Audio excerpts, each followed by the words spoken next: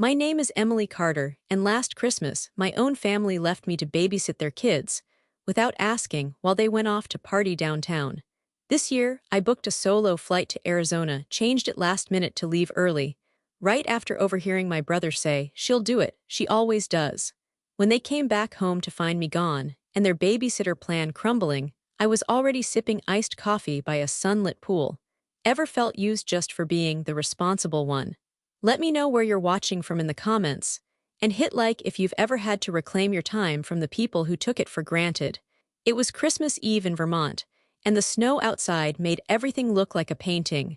The fireplace crackled, the scent of cinnamon rolls floated through the air, and every inch of the farmhouse gleamed with garlands and family nostalgia. I was fluffing the couch pillows, trying to make the living room feel cozy before the big dinner. I hadn't even zipped up my dress yet, just a thick cardigan thrown over my pajamas, when the front door swung open. Jason, my older brother, breezed in, cheeks red from the cold and energy high. Katie followed with flushed cheeks and that fake sweet tone she used when she was about to do something inconsiderate. Their three kids rushed in behind them like a mini avalanche, coats half-zipped, boots stomping snow across the hardwood. "Okay, Em, we'll be back late, don't wait up." Jason called over his shoulder, already turning toward the foyer. "Wait, what?" I blinked at him. "Where are you going?" "The wine crawl in downtown Middlebury. Remember," Katie chimed in, unwrapping her scarf and tossing it over the stair railing like it was her house. "It's the first time in years we've had a sitter we could actually trust." I stared at her, then at the kids, then back at her. "No one told me I was watching them tonight." Jason smirked, already halfway into his tailored coat. "Come on, Em, it's Christmas Eve, you're great with them, and Mom said you didn't have plans." "I had dinner plans with Mark." My voice cracked as I said it. Mark and I had reservations at the little Italian place near the lake. I had a new dress and heels hidden in my suitcase, waiting for just one night that felt like mine. Katie gave a little shrug and kissed the top of her son's head. "You're always so good with them, Emily. Honestly, we thought you'd prefer a quiet night in." Quiet. The kids were already fighting over the iPad and throwing candy canes at each other. Then came the final blow. My mother walked by with a glass of wine and gently touched my shoulder. "Sweetheart, you've always been the dependable one, just keep them until morning, we all know you've got the patience the rest of us lack." I couldn't speak. Something inside me cracked wide open. My breath came short and sharp. "You all planned this, just assumed I'd stay back and miss everything." Again. Jason was already at the door, calling out, "We owe you one." "No," I snapped, "you owe me respect." But no one was listening. The door slammed shut behind them, laughter trailing off as the wind swallowed their exit. I stood frozen, the kids now arguing over snacks in the kitchen. One had opened a 2-liter of soda that spilled across the floor like a sugary river. My hands shook as I grabbed a paper towel, blinking back furious tears. Every single year, I gave up something. I canceled dates, skipped parties, changed flights, stayed behind so everyone else could have fun.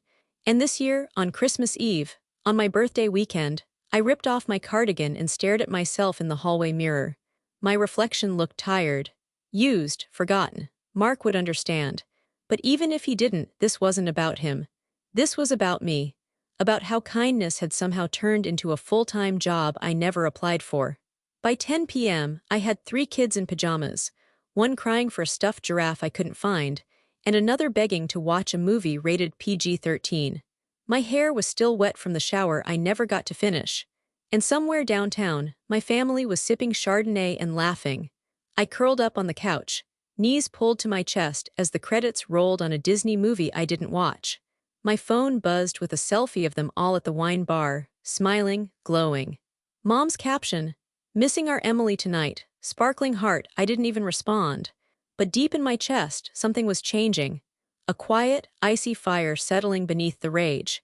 This was the last time I'd let my dependability be weaponized against me. Next year, they'd be missing more than just my babysitting. 3 days after Christmas, I was back in my 1-bedroom apartment in Jersey City, wrapped in a thick blanket, sipping reheated peppermint cocoa that had lost all its joy. The silence was a gift. No sticky fingers pulling on my sweater, no spilled juice, no sugar-high bedtime chaos. Just me, my couch, and the bitter taste of having once again been the family afterthought. Outside, snow fell softly against my windows.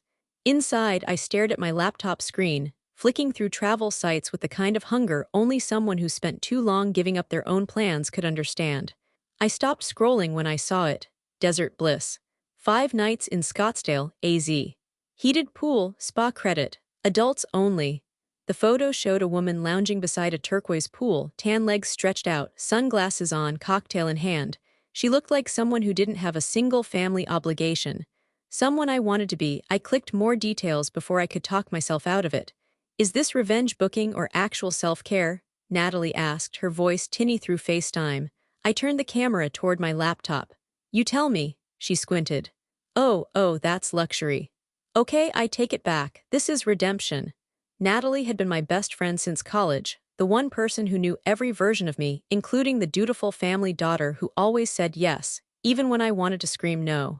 I said, my birthday's in 2 weeks. I haven't taken a real vacation in how long? 3 years, she answered without hesitation. And the last one was to babysit your nieces at Disney while Jason and Katie had couples massages. I groaned. Why do I let them do this to me?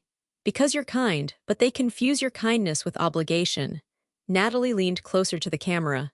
Book the trip, not to prove a point, to remember who you are outside of them. I looked back at the screen. The total price blinked at me like a dare. I imagined myself waking up to the desert sun, ordering room service, maybe getting that deep tissue massage I always canceled because someone needed me. I tapped book now. A confirmation email popped into my inbox, and for the first time in weeks, a tiny spark of joy flared in my chest. I did it, I whispered, then louder, I booked it. Natalie grinned. There she is, that's my girl. I leaned back into the couch, feeling a little dazed.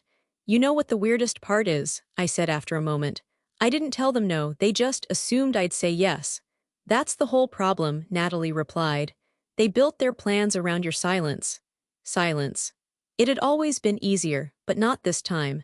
This time I had something on the calendar that belonged to me.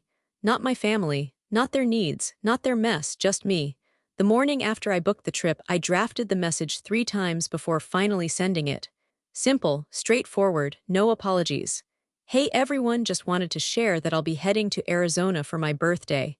5-day trip, first real vacation in a while, really looking forward to it. Then I hit send into the family group chat and tossed the phone onto my kitchen table like it was radioactive. For a full hour, there was nothing. No hearts, no thumbs up, not even one of my mom's passive-aggressive bitmojis. I wasn't expecting fireworks or applause, but I also wasn't expecting silence. At 10:47 a.m., Mom finally responded. That's nice, dear, hope you get some rest. Hope you get some rest. Like I just told her I was going in for knee surgery. I stared at her message, the emptiness of it, the emotional vacancy dressed up in polite approval. No, how exciting. No, you deserve that. Just a pat on the head, and then more silence.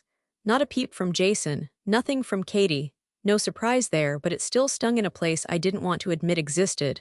By lunchtime, I'd mostly shaken it off. I made myself a turkey sandwich, lit a vanilla candle, and even started a packing list titled Desert Emily in my Notes app. It was therapeutic until my phone buzzed again. Katie, hey hope you're enjoying the post-holiday calm smiling face with Halo. Quick favor, would you be able to pick up the kids from school the week after New Year's, just a few days? We're juggling some travel stuff and you're so great with them. I stared at the message. No mention of my trip. No happy early birthday, even as a formality. Just an ask disguised as a compliment. Just a few days. Just a few days. Just like Christmas Eve was just one night, I typed, deleted, typed again. Hey, I'll be out of town that week. Arizona trip, remember? I added a smiley face at the end, softening it out of habit, that old instinct to manage her reaction. Katie replied almost instantly. Oh right, sorry, must have missed that, so exciting. So, when do you get back? Grinning face with sweat, there it was, the setup, reeling me back in like a fish she hadn't quite hooked. I waited a full hour before answering. I'll be away the whole week. Just really need the break. No emoji this time. There was no reply, instead the read receipt sat there like a quiet shrug. I tossed my phone onto the couch and stared out the window. Jersey's streets were slushy, gray, and crowded, but inside my apartment the air felt clearer than it had in months. This was the part they never said out loud. Emily's available. Emily doesn't say no. Emily's the safe fallback when real plans are happening elsewhere. But not this time. This time, I wasn't going to fill in their blanks. I wasn't going to solve their schedule. I wasn't going to parent children that weren't mine just because I knew how. Instead, I closed my laptop and pulled my suitcase from the closet.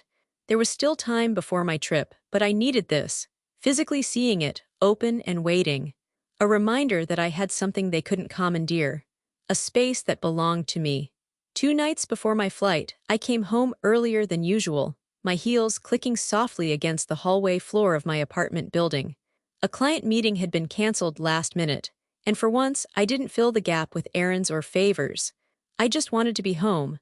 I set my bag down, kicked off my shoes, and was halfway to the kitchen when I heard my mother's voice coming from my phone on the counter. I'd left her number unblocked. A mistake, apparently. "She'll have to babysit," Mom said, loud and clear through speakerphone.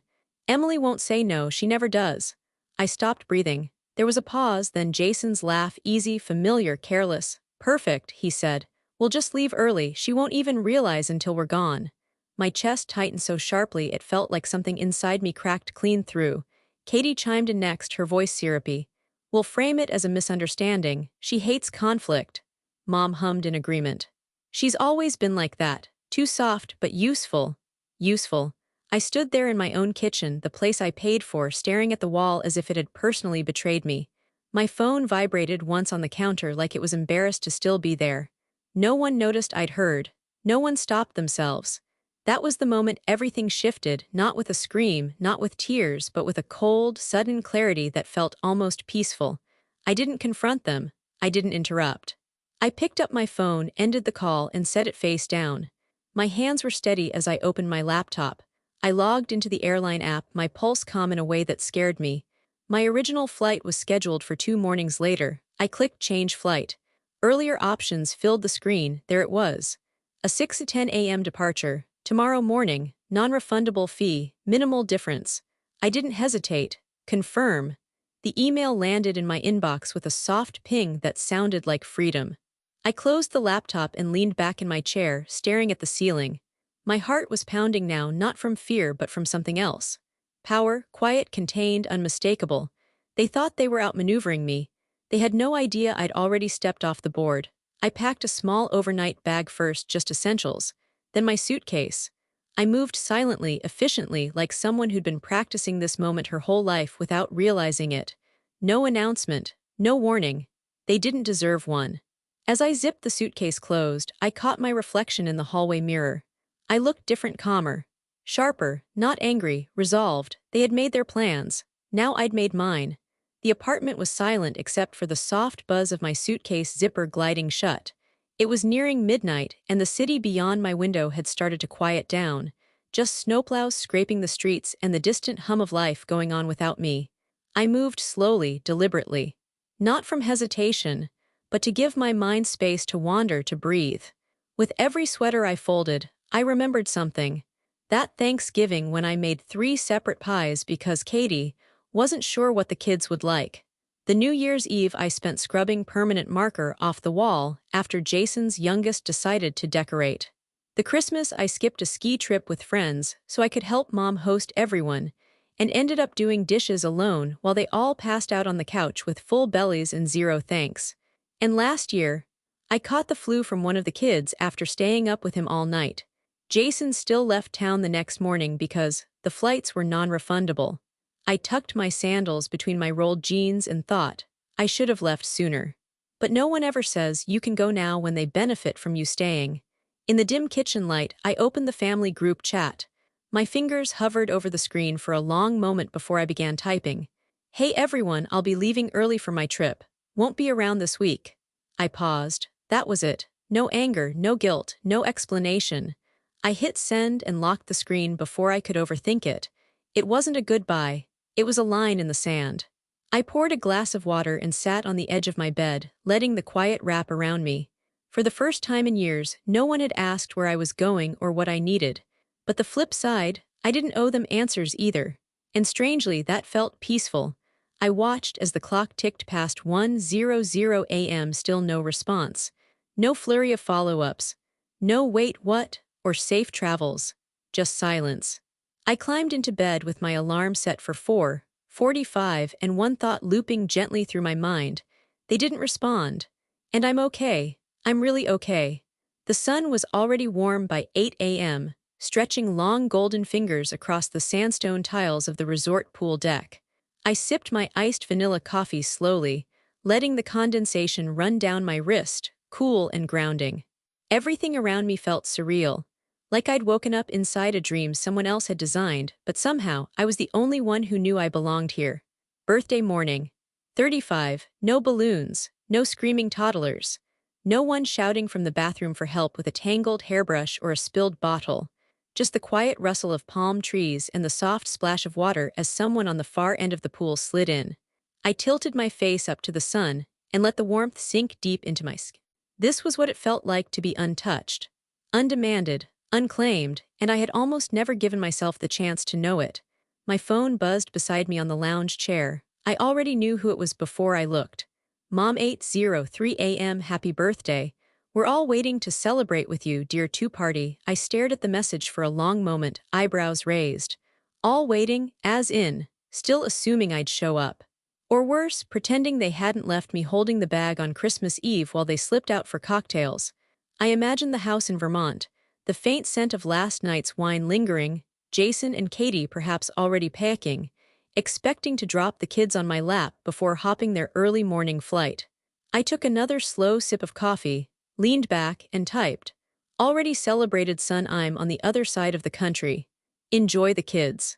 Then, without waiting for her reply, I locked the phone, powered it off, and tucked it into the bottom of my beach bag beneath my book and sunglasses.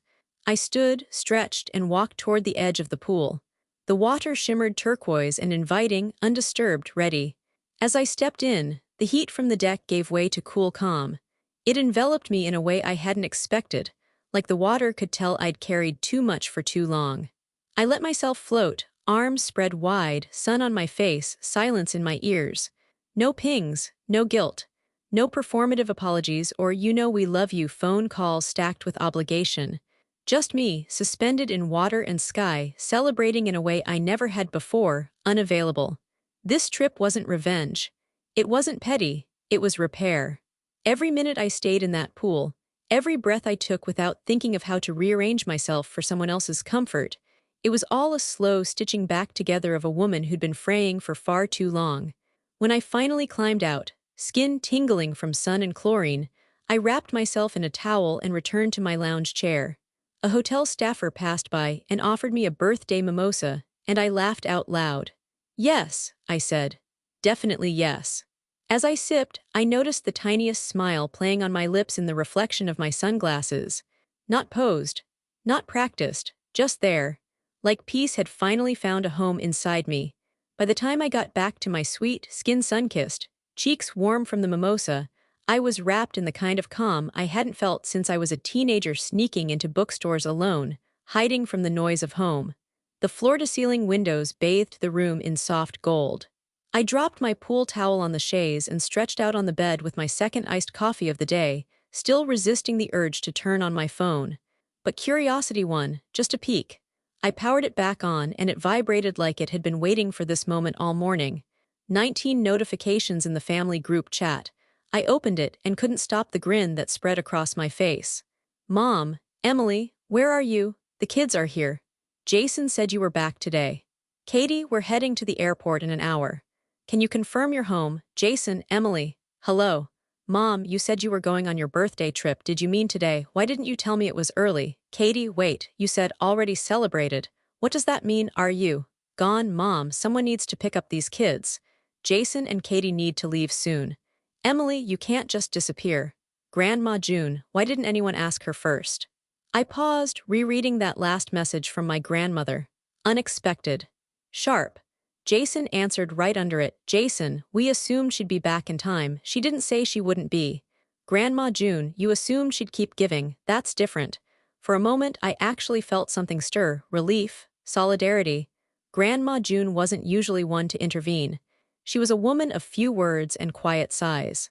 The kind of grandmother who crocheted sweaters that never fit right and sent $10 checks every birthday with the memo for joy. But this was the first time I'd heard her snap. I scrolled down as the group chat continued its slow spiral. Katie, we can't miss this flight, June. It's a non-refundable hotel and our ski passes are already loaded. Mom, Emily should have told me she was leaving early. This is unlike her. Something must be wrong. Jason, I can't believe she'd do this. Always counted on her. This is immature. Grandma June, what's immature is dropping off 3 children without confirming anything. I raised you better than that. I took a deep, satisfied breath. Somewhere between the pool and this text thread, I had crossed a line that didn't allow guilt to follow me anymore. It wasn't my circus. Not anymore. They were unraveling because they had built a system around my silence, my availability. And the moment I removed myself from the equation, it collapsed. Not because I failed them, but because they never asked themselves if they were asking too much. I set the phone down, grabbed the resort's soft white robe, and stepped onto the balcony. The Arizona air was warm and dry, hugging me like the apology I'd never gotten. Below, a few guests were setting up for a yoga class near the gardens. Back home, they were probably pacing, scrambling, arguing over who would cancel, who would refund, who would blame whom. But I was watching hummingbirds dance over desert flowers. And for the first time in a very long time, I didn't feel like the problem. I felt like the solution, just not theirs, not anymore. I didn't check my phone again until evening. I had spent the afternoon wandering through the cactus garden on the far side of the resort, my sandals crunching gently against the gravel path. Everything here felt stripped down and honest. No layers of expectation, no performance. Just the clean lines of red rock and blue sky. When I finally opened my phone, I had 6 missed calls, 4 voicemails from Mom, 1 from Jason, 1 from Katie, and a text from my building concierge back in Jersey, politely asking if I had approved someone named Jason Carter to pick up a spare key to my apartment. I stared at that one the longest. Denied it immediately, of course, but still it rattled me. They weren't just upset, they were panicking. Desperate enough to try to get into my apartment, to what? Drop the kids off, search for me, or prove I hadn't really gone. Whatever their reason, it made me glad I'd changed my flight, that I'd gotten out before they could trap me with their mess. I hesitated a moment before pressing play on the first voicemail. Mom, 10:17 a.m. Emily, I don't know what's going on with you, but this isn't like you. Jason and Katie are sitting in the kitchen with their bags and the children, who, by the way, are now crying because they don't know what's happening. Please call me back, we need to fix this. I skipped the next 2, just her voice softer, slipping into edge of tears territory. But the 4th one, that one was sharp. Mom, 12:52 p.m. You've abandoned your family. Do you even understand how this looks? They had to cancel their entire trip. The airline wouldn't refund the tickets, and the hotel won't return the deposit. Do you even care what you've done? What kind of daughter are you? That one I listened to twice. Not because it hurt, but because it didn't. The words hit the air and died there.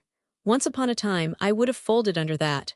I would have apologized, rearranged everything, run home with tears in my eyes and guilt in my hands. But now I stood in a white robe on a balcony in Scottsdale, watching the moonrise over the desert hills, and thought, I am the kind of daughter who is finally done being the family's last-minute solution. I listened to Jason's voicemail next, predictably clipped and defensive. Jason, 1:05 p.m. You blindsided us, Emily. You didn't have to leave early without saying anything. That was petty. We're family. You don't just disappear on people. I could practically hear Katie muttering in the background. You could have just said no, he added, like the irony wouldn't punch itself in the face. I deleted them all. No replies, no explanations.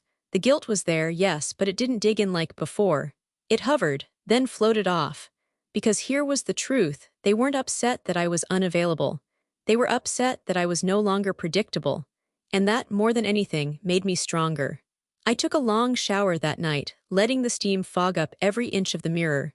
When I stepped out, I didn't look away from my reflection. There were no apologies in my eyes, no regret, only resolve. They could twist the narrative however they wanted, but I wasn't coming home early. I wasn't explaining myself, and I wasn't the one who needed fixing. The snow hadn't melted, but something inside me had. When my cab pulled up in front of my apartment, Jersey's gray slush felt laughably dull compared to the sun-drenched stillness of the desert. I rolled my suitcase inside, still wearing the soft pink scarf I'd picked up at a Scottsdale market. The tan lines on my shoulders peeked out from beneath my sweater like quiet proof that I'd really done it. I had disappeared on purpose, and lived to feel freer because of it. Back in my space, everything was right where I'd left it. The half-read book on the couch arm, my travel mug in the sink, the untouched notes from the last meeting I'd half prepared for before everything changed. It was quiet, still safe, and I was not the same woman who left it. I had barely unpacked when my phone buzzed with a text from Mom. Mom, dinner tomorrow, just us. Your grandmother will be there too. Come by 6, we need to talk. No apology. No, how was your trip? Just we need to talk. Once that would have sent me into an overthinking spiral. Not now. I read it once, then placed my phone face down. Let them cook. The next evening, I wore something that made me feel strong. A sleek black turtleneck, fitted jeans, ankle boots that clicked with purpose. I didn't bring a bottle of wine. I didn't stop for dessert. I brought nothing but myself and an unshakable awareness that this time, I wasn't there to help smooth things over. Their house still smelled like roasted chicken and candle wax. Comforting, staged, I stepped into the kitchen and there they were. Mom at the stove, Jason leaning against the counter with a beer, Katie at the sink drying glasses with a little too much aggression. Emily, Mom said without turning. You're here. Looks that way. Jason glanced up, nodded stiffly. Katie muttered something that might have been hey or might have been a cough. Hard to tell. Dinner was already plated. No one asked if I wanted anything special. No one asked about the flight. They all just sat, clinking forks and clearing throats. Grandma June was there too, seated quietly at the far end of the table. She gave me a nod, not warm, not cold, just present. The silence was heavy but not hostile. It was a silence made of unfinished sentences, blame unsaid, and shame not yet processed. About halfway through the meal, Katie slammed a cabinet door a little too hard while reaching for the salt. No one said anything. I sipped my water and didn't flinch. Mom cleared her throat. Well, we're glad you're back. I didn't say I was coming back, I said calmly. I just said I was done traveling. The quiet returned. It used to be the kind that suffocated me, the kind that made me want to apologize just to fill the space. Now, it gave me room to breathe. I looked around at each of them. How carefully they avoided eye contact. How uncomfortable they were with the new version of me, one that didn't rush to fix things or fill their awkwardness with grace. I didn't need a dramatic speech. I didn't need an apology. What I needed, what I was ready for, was the truth. And that moment was coming. But for now, I chewed my food slowly, knowing full well the next course would be confrontation. And I was finally ready to serve it. We were halfway through a dinner no one wanted to host, and everyone pretended to enjoy. The table was set like it always had been, linen napkins, too many candles, mismatched plates passed off as charming, but the energy was brittle, polite. That sharp-edged quiet families keep when truth lingers too close to the surface. No one had mentioned Arizona. No one had dared ask how it felt to wake up on my birthday without a single obligation. And I wasn't about to offer it. I took a bite of overcooked green beans and waited. Someone would break before dessert. Mom did. She reached for her wine glass, looked at me over the rim, and said in that smooth, faux-warm tone she used when trying to control a conversation, "Next time, Emily, just talk to us before making such a big decision. We could have worked something out." I didn't look away from her. I just set my fork down gently. It clicked against the plate like a warning bell. "I did talk to you," I said, her brow furrowed. "You didn't tell us you were leaving early." "No," I said. "But I told you I was going. I sent it to the group chat. You saw it, you replied." Jason shifted uncomfortably in his chair. Katie kept her eyes glued to her napkin. "You said, 'That's nice, dear,'" I added. "Not exactly a question or concern." "Well," Mom tried, her tone hardening slightly, "we didn't expect you to take it so personally." "It wasn't personal," I said. "It was intentional." That made her blink. "I'm done being the backup plan," I said, my voice quiet but firm. "The one who rearranges, cancels, watches the kids, sacrifices her plans so everyone else gets to keep theirs." Jason opened his mouth. I raised a hand. "No," I said gently. "Let me finish." The room stilled.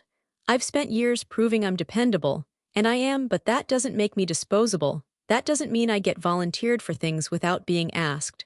Katie let out a soft scoff. It was tiny but sharp. I turned toward her.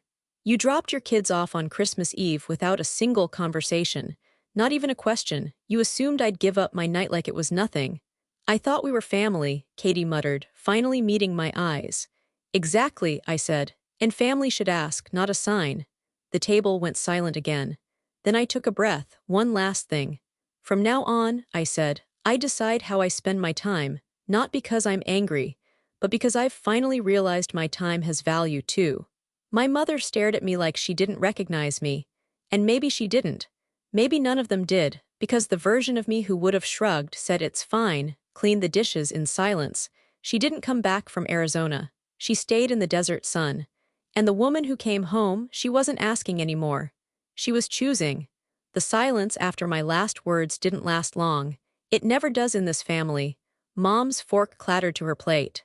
Jason's jaw locked tight, the way it always did when someone challenged him and he didn't have a comeback ready.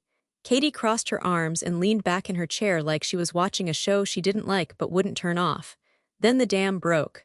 You embarrassed us, Mom said sharply, like she'd been holding it in for days. Leaving like that. No explanation, no warning, people noticed. I tilted my head. People noticed I wasn't babysitting your grandchildren on my birthday. Jason jumped in next.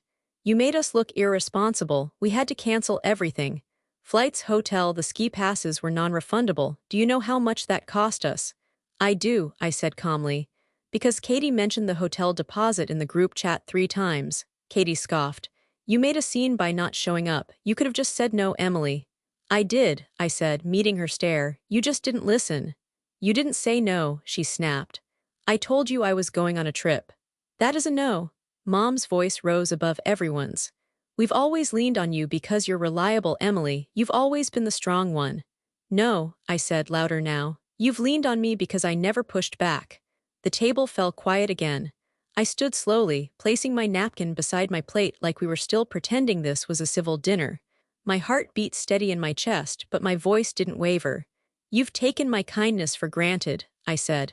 And that ends today. Emily, no, I said again. You don't get to make me the villain for finally drawing a line. Katie rolled her eyes. So what, you're cutting us off? I shook my head. No, I'm setting boundaries. If that feels like punishment, that's something you need to sit with. Mom looked wounded. We're your family. And I love you, I replied, but I'm not your doormat.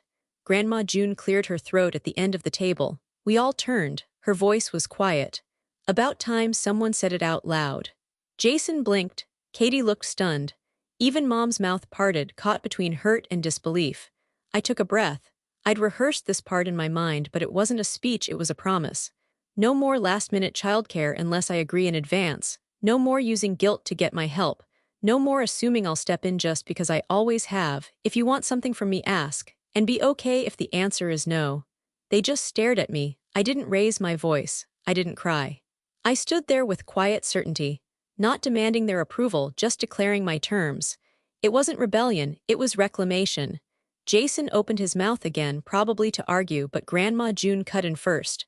You heard her. The finality in her tone was absolute. Katie pushed her chair back, clearly done with pretending this was anything other than a confrontation. Jason muttered something under his breath, but didn't argue further. Mom looked at me for a long moment.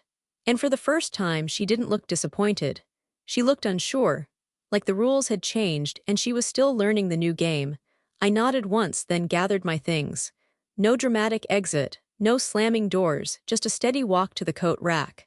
I slipped on my jacket, zipped it halfway, and turned back to face the room.